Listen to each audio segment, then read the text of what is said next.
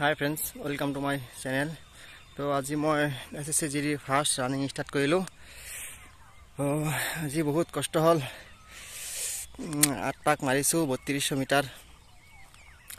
বহুত কষ্ট হল আজি ফাৰ্স্ট টাইম আজি মাৰিলো এনসাৰ কি দিয়াৰ পাছত।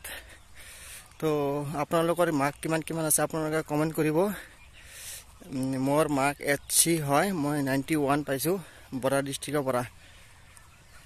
তো যোনে 80 প্লাস মাৰ্ক পাইছে তেওঁলোকে ৰানিং স্টাৰ্ট কৰি দিব, কাৰণ কোন দিনা ৰানিং হৈ যায় গম পোৱা নাযাব। আপোনালোকে দেখিব পাৰে ফিল্ডটো ইমান ডাঙৰ, বাপৰে বাপ।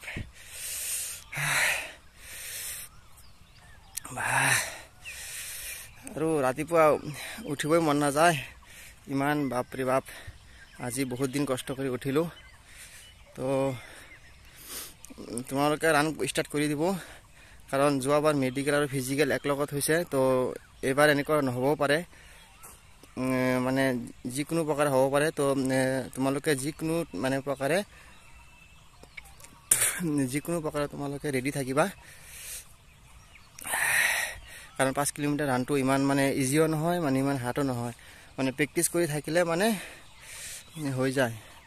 তো মই আজি 8 পাক মাৰিলো, বহুত কষ্ট হল, বাপৰে বাপ। তো আমাৰ ফিল্ডটো চাব পাৰে।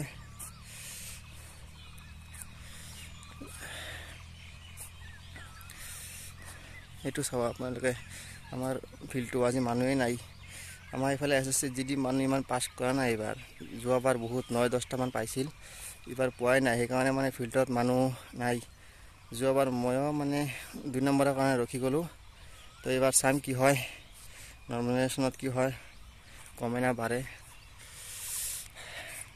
আৰু আপোনালোকে যোনে চাইছে ভিডিঅ'টো, তো কমেণ্ট কৰিব আপোনালোকে কোন ডিষ্ট্ৰিক্টৰ হয় আৰু মাৰ্ক কিমান, কেটেগৰী কিমান।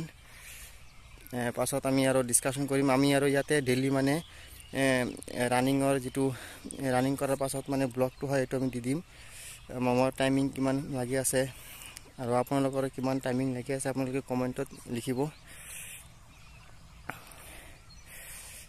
তো চাবা এতিয়া মানে এইটো চা, এইফালে 2টা মানুহ আছে, কিবা এক্সাৰসাইজ কৰি আছে, দেখা পোৱা নাযায়। এইফালে বহুত দূৰত আছে, তেওঁলোকৰ চাগে আৰ্মি আছে, টি আৰ্মি আহিব না, সেইবিলাক অগ্নিবীৰ। তেওঁলোকৰ SSCGD নাই, এইটো চাব আপোনালোকে। তো আজি এইখিনিয়ে। তো আৰু কালি যেতিয়া ৰান কৰিব আহিম, তেতিয়া আৰু এটা মানে ভিডিঅ' দিম যে টাইমিং কিমান লাগি আছে। কেইদিনমান মানে শ্ল' ৰানিং কৰিম, মানে টাইমিং নাচাম আৰু 10 দিনমান যোৱাৰ পাছতহে টাইমিং চাম। তো থেংক ইউ।